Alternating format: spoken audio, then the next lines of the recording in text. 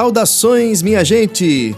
Eu sou o rabequeiro Caio Padilha e convido vocês a conhecerem agora comigo um pouco mais sobre esse outro rabequeiro potiguar chamado Geraldo Idalino. Ele que, se vivo estivesse, completaria 80 anos de idade justamente em novembro de 2022.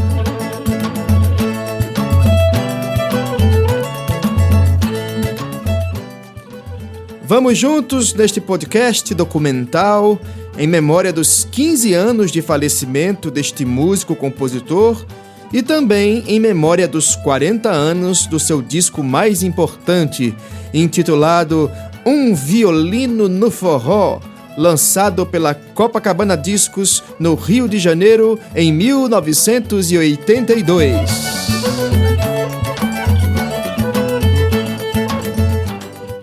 Este episódio é fruto de um trabalho de pesquisa e de algumas entrevistas também inéditas, patrocinadas pelo edital Poticultural do Sesc Rio Grande do Norte 2022.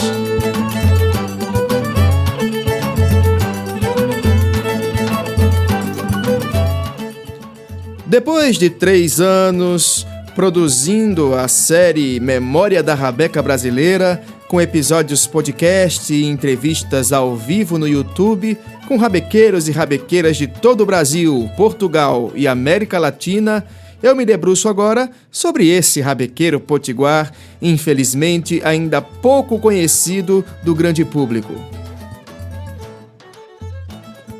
Geraldo Idalino nasceu na cidade de Nova Cruz, no estado do Rio Grande do Norte, em 4 de novembro de 1942. E foi criado no sítio Cajazeiras, na divisa com o município de Logradouro, na Paraíba. O compositor é considerado um virtuoso da rabeca e um exímio tocador de bailes de forró. Infelizmente, morreu em Campina Grande por complicações de um câncer de próstata em 2007. Gabriel, o seu filho mais novo, relata como foi o funeral. Rapaz, foi muita gente. Não, foi não. Isso que eu ia perguntar. Foi muita gente. Foi muita gente mesmo. Tinha músico, também tinha o rabequeiro também que tocava com ele, que gostava de... Esse Valdemar, que era rabequeiro, tinha muitos. Também faz tempo que eu não vi ele. Teve muitos músicos que vieram, muita gente mesmo. Fizeram reportagem também, da mesma forma que do Duda, entendeu? Foi muita gente mesmo, foi uma comoção só, entendeu? Fizeram reportagem com ele antes dele morrer também. Inclusive ele doente, tem no YouTube. Inclusive ele doente, entendeu? Ele muito doente. E ele falando, aqui em Campina Grande ninguém dá valor ao artista dele falando, sempre falava isso. Porque quando ele chegava fora, quando eu disse a você, ele era bem recebido. Demais quando ele chegava aqui próximo, em João Pessoa, Recife, Natal. Sempre dá valor de verdade à arte. A gente chegava em João Pessoa, era a maior festa do mundo. E em Recife era a mesma coisa. E Fortaleza... Vamos ouvir também o que nos relata na entrevista o seu filho caçula, o Gabriel Santos Luiz, sobre as origens de Geraldo Idalino e suas andanças, acompanhadas por ele mesmo, pelo Gabriel, desde os 8 anos de idade. Principalmente logo depois que perdeu um irmão, músico também, num trágico acidente de carro em 1993, em que Geraldo Idalino sobreviveu. O acidente aconteceu justamente durante as andanças musicais de Geraldo no trajeto entre Natal e Campina Grande. Meu pai nasceu em Nova Cruz, ali no Rio Grande do Norte, mas foi criado também no sítio Cajazeiras. Fica entre Logradouro e Nova Cruz, ali mais ou menos, entendeu? No sítio Cajazeiras. Ele sempre falava em relação, quando criança, porque eu achava muito interessante. Curioso, você tem a curiosidade de conhecer seu pai. Meu pai sempre falava que quando o primeiro instrumento dele foi ele que fez. Ele mesmo que fez o próprio instrumento dele. Ele criou aquilo dali, tinha a imaginação, tinha uma cabeça, ele tinha uma curiosidade e viu aquele instrumento, eu acho que viu em algum canto e tal, e criou aquele instrumento, criou tipo uma rabeca, entendeu? Dali ele foi evoluindo. Isso novinho, né? Novinho de idade. Ele mesmo criou os instrumentos dele. Ele mesmo criou, ele novinho. Ele criou um instrumento de corda, semelhante à rabeca, que eu acho que não era igual, mas era, eu acredito eu que é semelhante, entendeu? Dali ele teve um interesse de aprender mais, dali parou mais não. Pra você ver, uma pessoa analfabeta, que nem ele era. Ele era analfabeto, não tinha letrado, aquilo outro, mas interessante é a curiosidade de uma criança, pra você ver, que eu acho que se chama um dom de Deus, né? Entendeu? Um dom de Deus, que você pegar, criar seu próprio instrumento e de repente você olhar, você se torna uma pessoa tão prática naquilo dali que é diferente. Porque quando a gente começava a tocar com ele, eu acompanhei desde criança, como eu vou falar pra você. Você lembra que idade mais ou menos, Gabriel, você tinha quando você começou? Qual lembrança você tem assim? Que eu comecei a andar. A primeira viagem com ele eu tinha 8 anos de idade. Olha só. A primeira viagem com ele eu tive 8 anos de idade. Isso porque eu tinha, como a minha família era grande, e muito irmão. Aí um irmão meu, que meus irmãos eram os instrumentistas dele. Entendeu? Como eu sou o mais novo, mas meus irmãos eram os instrumentistas dele. Aí, numa certa viagem, como em 93 eu tinha 7 anos. Num trágico acidente, inclusive para Natal, em Goianinha. Entendeu? Meu pai tava saindo, como é que se diz? Tava saindo de Natal para Campina. Aí, numa carona, como você disse, que a gente viajava muito, eu disse desse jeito. Aí aconteceu um acidente. O carro chegou a capotar e infelizmente eu perdi meu irmão nesse trágico acidente. Ele ficou muito ferido, meu pai, meu outro irmão também, que é Ricardo, hoje ele também, até a gente se lembra dessa história direito aí. Nesse tempo, em 93, que eu perdi meu irmão, aí ficou aquela comoção toda, daí tinha que arrumar um substituído. Inclusive em 95, em 94 para 95 eu já comecei a viajar com ele. Uhum. Primeira viagem com ele. Aí como a gente era acostumado desde guri, eu via aquele ensaiando, né? Daí eu pegava, já estava acostumado a tocar. Aí daí foi a primeira viagem para mim foi pro lado de Pernambuco. A gente desceu para Recife, porque ele sempre parava de cidade em cidade, nunca parava num canto só. Ele saía Sim. de cidade, dava o balão no Nordeste todinho, até chegar, voltar aqui pra terra. Aí pronto, eu achava aquele dali máximo. A minha primeira viagem que eu fui com ele foi em mais ou menos 94, 95. Eu tinha 8 anos de idade. 8 anos de idade, ali pra mim foi o máximo. Dali não parei mais não. Não paramos mais. E esse tempo todinho, a gente viajou, conheci várias cidades com ele. As andanças pelas diferentes localidades, vilarejos, pequenas cidades e os nomes dos amigos donos dos bailes em que Geraldo tocava intitulavam a maioria das músicas que Geraldo compunha e gravava. No disco Um Violino no Forró, por exemplo, temos alguns títulos. Vamos ver o nome das músicas aqui que a gente pode listar com essa característica, né? Forró de Jeremias, Forró do Chico, Forró de Zé Boró, Forró da Cachoeira, Chachado de Antônio Silvino, que inclusive é uma das minhas favoritas. Vamos ouvir um trecho de Chachado de Antônio Silvino.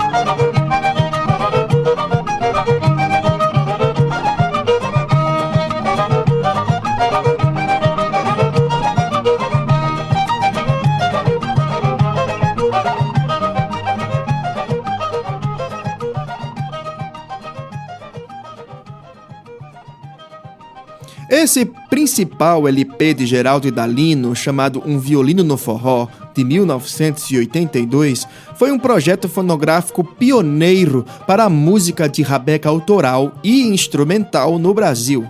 E certamente contribuiu para que o IPHAN, o Instituto do Patrimônio Histórico e Artístico Nacional, reconhecesse o forró como patrimônio imaterial da cultura brasileira em 2022.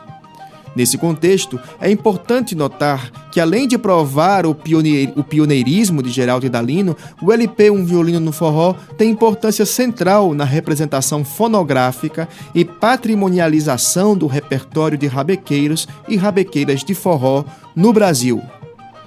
Estamos falando das representações sonoro-musicais do forró brasileiro que não estão ligados à sanfona e à sua hegemonia comercial na discografia do gênero.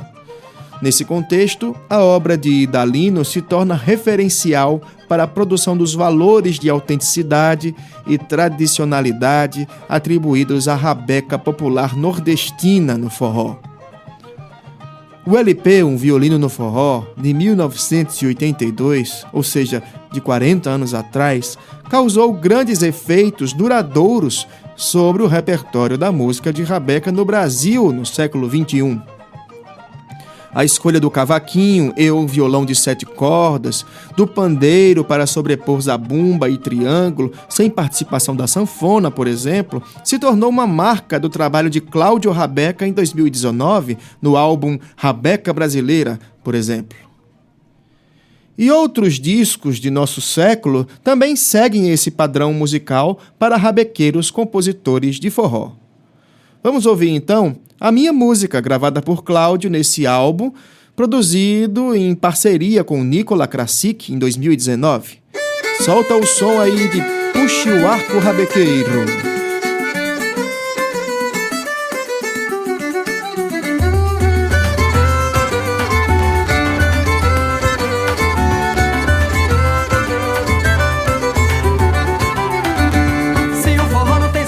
Pandeiro, lengo, tengo do triângulo, tcheco, tcheco do chinelo. Não é forró, ninguém se bola e nem se mexe. Puxa o arco, rabequeiro, não se enfia, não.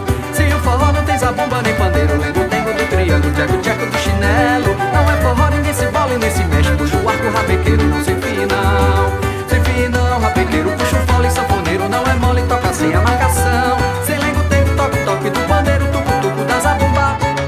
Não se dança forró, não. Não se dança forró, não. Não se dança forró, não. Não se dança forró, não. Não se dança forró, não. Não se dança forró, não. Não se dança forró, não. Não se dança forró, não. Não se dança forró, não. Se o forró não tem zabumba nem pandeiro, lengo, tengo do triângulo, tcheco, tcheco do chinelo. Não é forró, ninguém se bola e nem se mexe. Puxa o arco, rabequeiro, não se enfia, não. Se o forró não tem zabumba nem pandeiro, lengo, tengo do triângulo, tcheco, tcheco do chinelo. Não é forró, ninguém se bola e nem se mexe. Puxa o arco, rabequeiro, não se enfia, não. Se enfia, não, rabequeiro, puxa o fole, sanfoneiro. Não é mole, toca sem a marcação. Sem lengo, tengo, toque, toque do pandeiro, tucu, tucu da zabumba. Não se dança forró, não. Não se dança forró, não. Não se dança forró, não. Não se dança forró, não. Não se dança forró, não. Não se dança forró, não. Não se dança forró, não. Não se dança forró, não. Não se dança forró, não.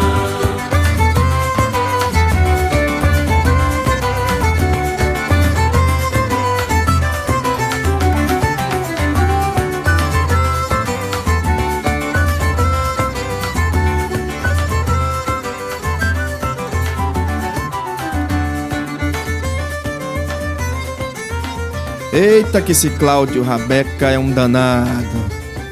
Bem, ressaltamos nesse quadro estético contemporâneo do forró de rabeca, porque o contexto fonográfico da rabeca na década de 80 insere esse instrumento pela primeira vez nas economias sonoras específicas que foram comercialmente viáveis para Geraldo Idalino naquela ocasião. E as mediações tecnológicas de gravação de rabeca de Geraldo é que foram consolidando as características musicais do forró de rabeca.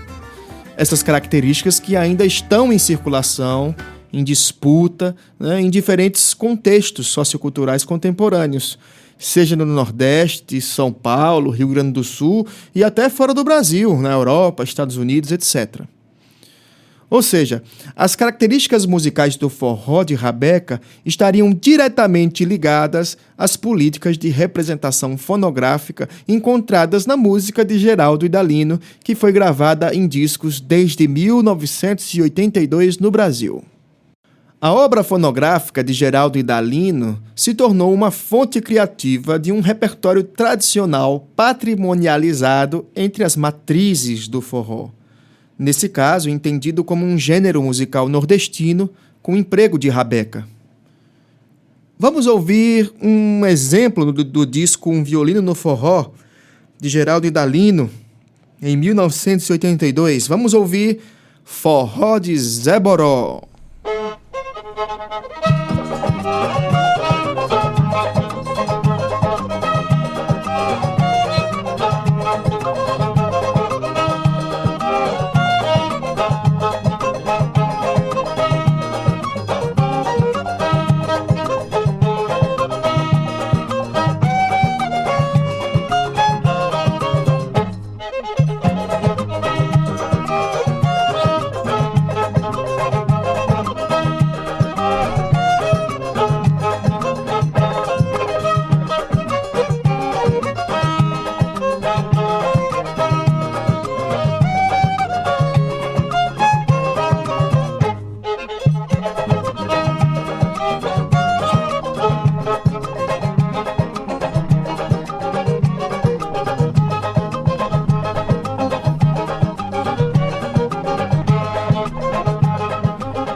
A patrimonialização do forró no Brasil em 2022, pelo IFAM, demandou de vários rabequeiros e rabequeiras uma maior atenção às políticas de representação das chamadas matrizes tradicionais desse gênero musical e dessa prática social. Através dos emblemas da fonografia de vários artistas nordestinos durante a segunda metade do século XX, o forró de Rabeca alcançou certas resultantes estéticas que se tornaram inteligíveis ao grande público consumidor de discos.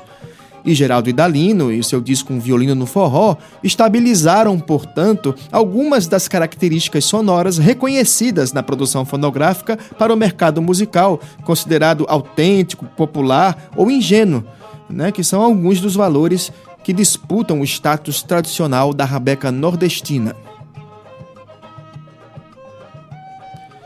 Nesse contexto, podemos analisar o álbum lançado em 1982 pela Copacabana Discos, no Rio de Janeiro, como um dispositivo capaz de ativar debates políticos, artísticos, estéticos e éticos sobre o repertório e sobre as performances que se tornaram não apenas artefatos culturais, mas também representações sonoro-musicais do forró de Rabeca.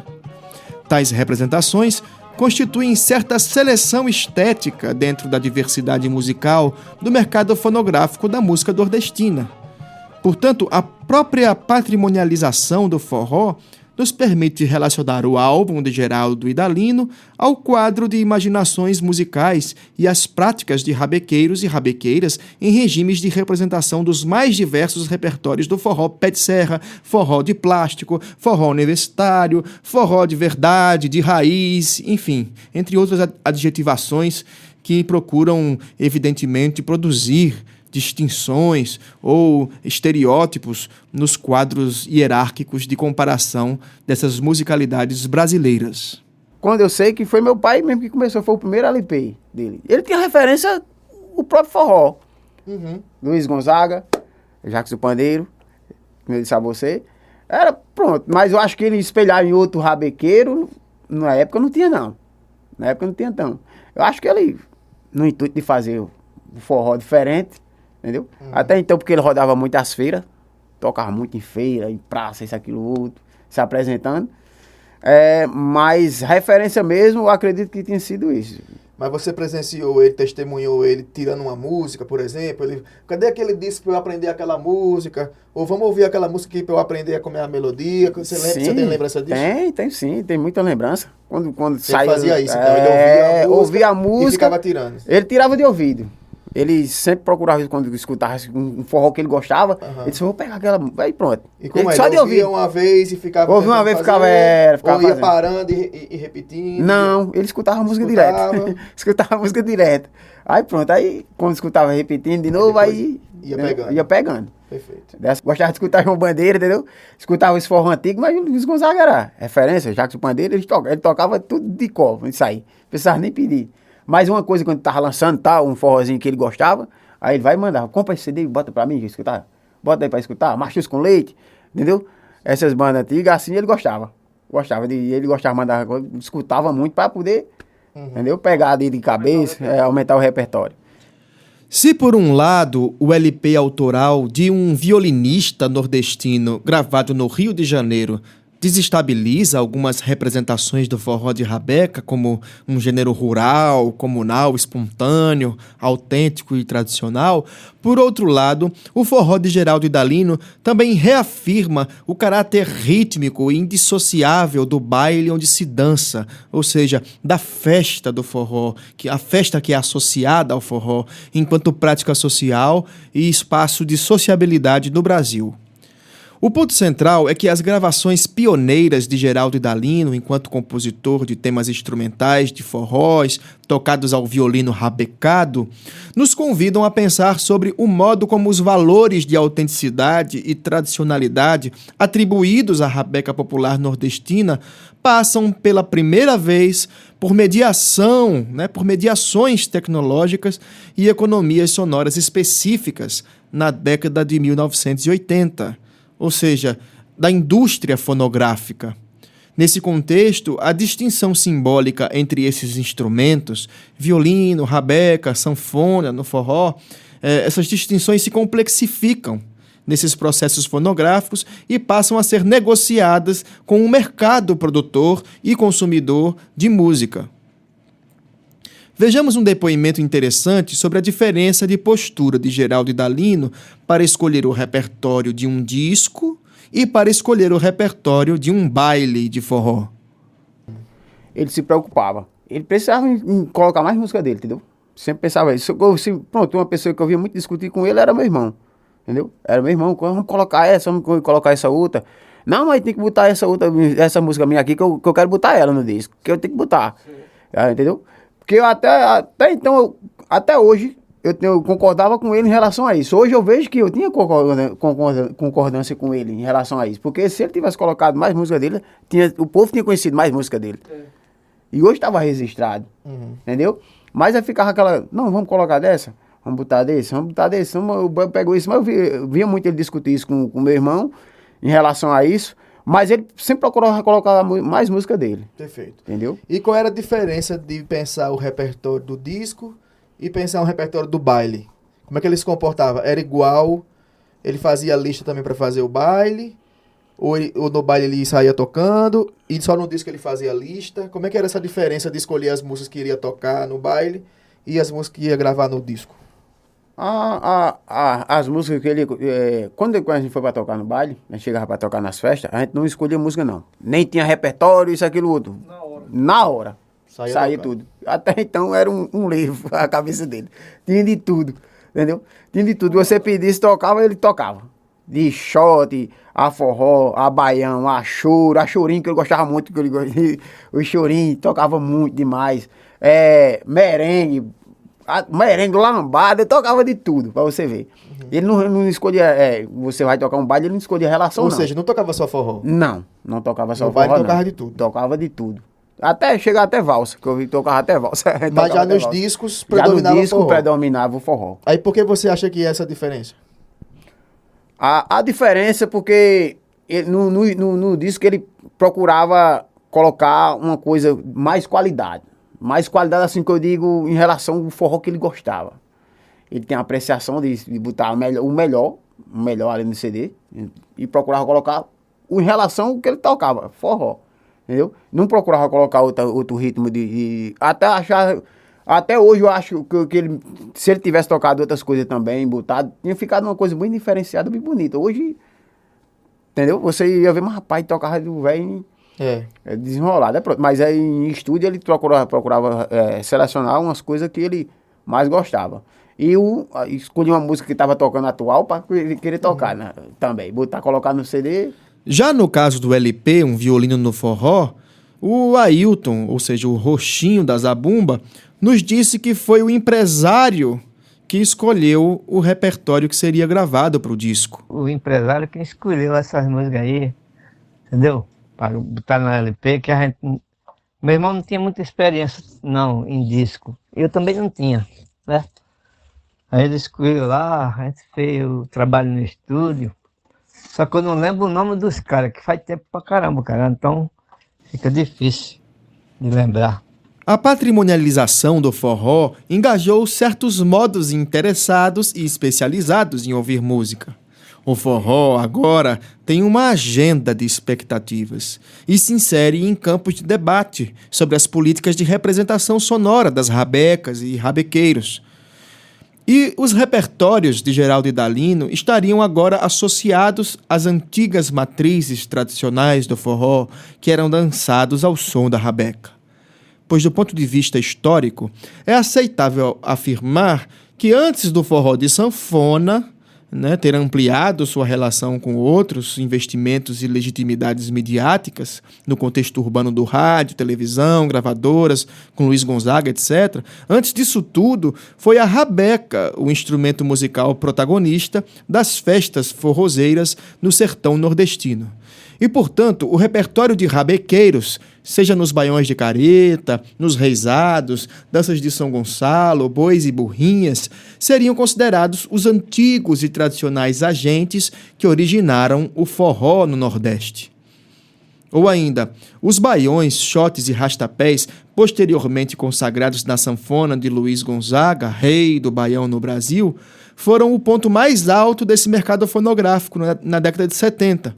Ou seja, muito depois da rabeca já ter uma tradição nos contextos da performance musical popular.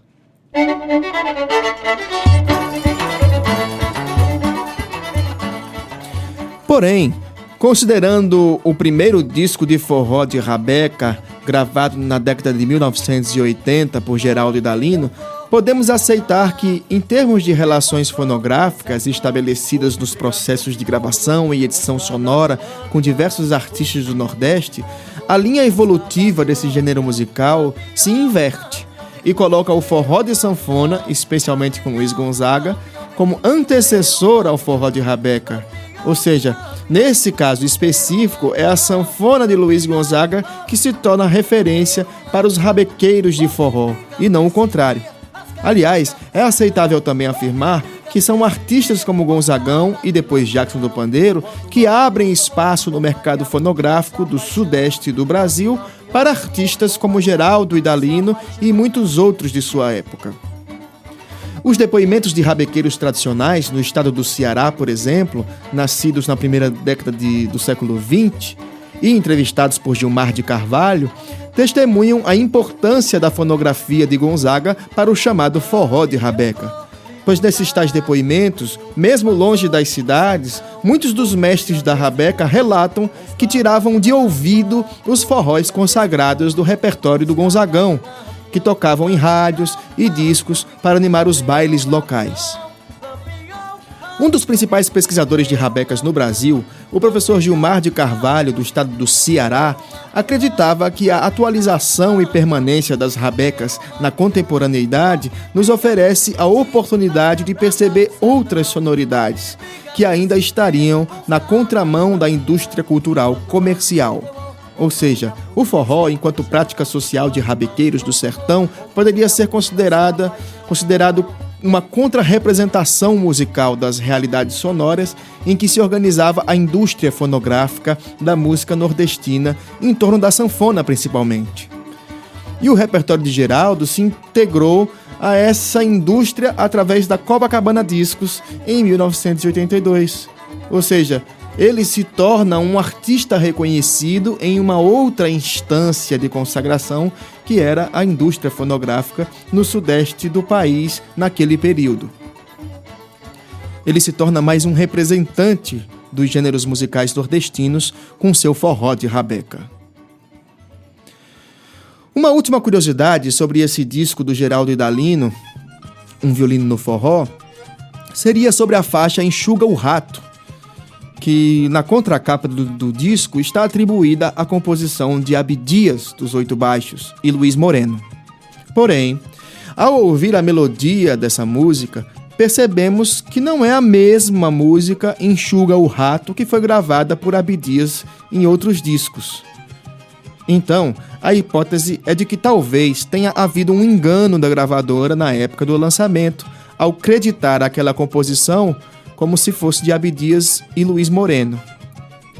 E a faixa Enxuga o Rato, na melodia dessa faixa, que é o número 4 de Um Violino do Forró, tem a mesma melodia da música que foi posteriormente gravada por Idalino com o título de Revendo Mandacaru, no ano de 2002, ou seja, 20 anos depois, ele gravou essa mesma melodia com outro nome, que era a faixa 3 da coletânea As Músicas dos Rabequeiros, que já citamos nesse episódio.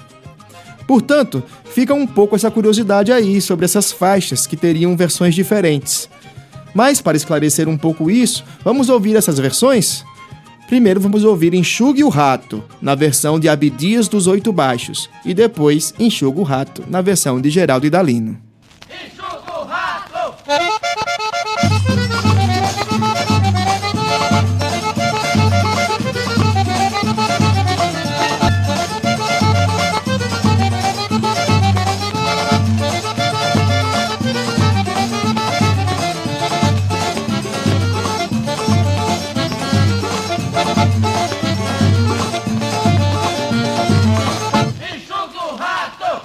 Isso! Agora vamos ouvir a música que foi creditada ao mesmo compositor e com o mesmo nome no disco de Geraldo Idalino. Vocês vão perceber como a melodia é completamente diferente da gravada por Abdias, apesar de estar com o mesmo nome e compositor no disco do Geraldo.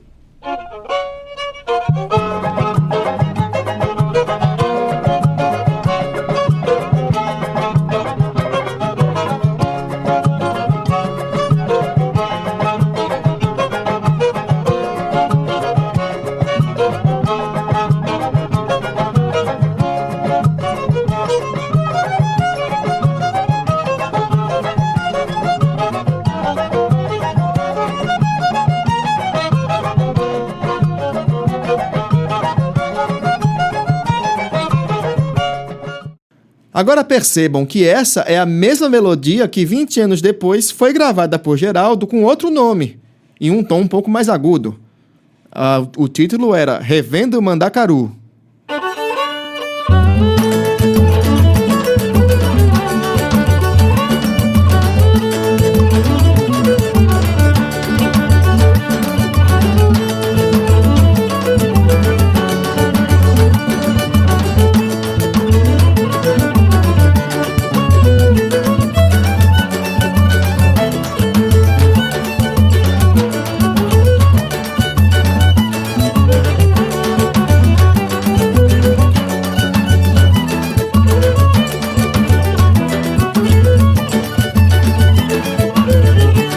Geraldo Idalino passou toda a sua vida tocando, vendendo discos e se apresentando em feiras livres e praças desde sua infância no Rio Grande do Norte.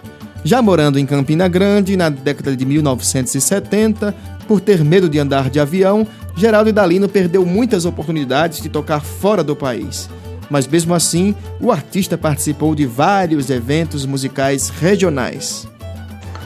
Olá pessoal, eu sou João Nicodemos, faço rabecas e toco rabecas e quero falar a respeito do Geraldo Idalino, que eu tive durante um tempo um programa de chorinho na Rádio Padre Cícero em Juazeiro do Norte, e nesse programa eu tocava todo tipo de choro, né?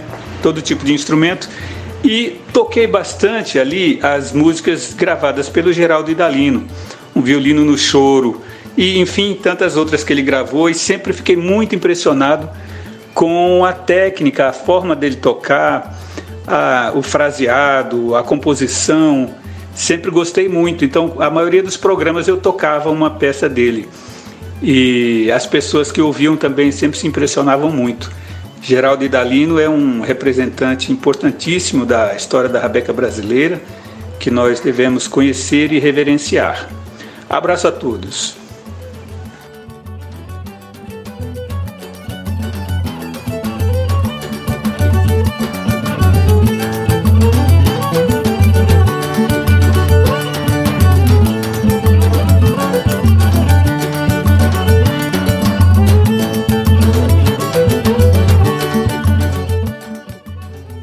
Se você gostou do conteúdo deste podcast, se inscreva no canal Memória da Rabeca Brasileira no YouTube para não perder os próximos episódios e outros conteúdos, e recomende o mesmo aos amigos e familiares. Eu sou Caio Padilha e desejo reencontrá-los muito em breve. Muito obrigado e até a próxima!